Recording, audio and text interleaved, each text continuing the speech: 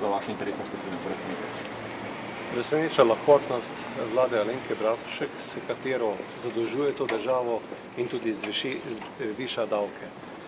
Na eni strani smo prišli do 80% zadolženosti, pri DDV-ju tudi na neko zgornjo sprejemljiv ali pa primerljiv nivo, kar 24% zagotovo predstavlja.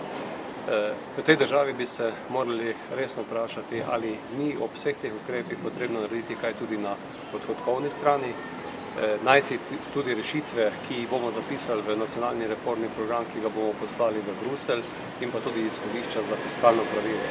Enostavno se sledi in nadaljuje z računovodsko in kasansko logiko, s katero se pobirajo novi davki, vekolikor pa kakšen od davkov spodleti, kot je dejal minister Čufer, se pač pripravi novega. Edino, kar me pri tej stvari veseli, da gospod Čufer ni kirurg, kajti tam se spodrsljaje dražje plačujejo, kot se očitno v tem primeru. Zdaj, državljanska lista je znotraj koalicije tista, ki ves čas opozarja na davke, tudi v določilo v koalicijski pogodbi je na nek način njihovo, kar se davkov tiče, pa kljub temu se zdi, da bo šlo povišanje DDV-ja vendarle skozi. Kako gledate na to? Ja, gospod Virant se naj odloči.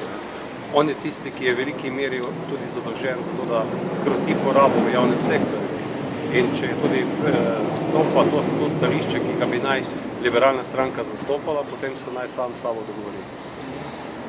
Je pa ta teden v specifičnem položaju, ima konec tedna interpelacijo, mislite, da tudi ta element lahko vpliva na take zadeve?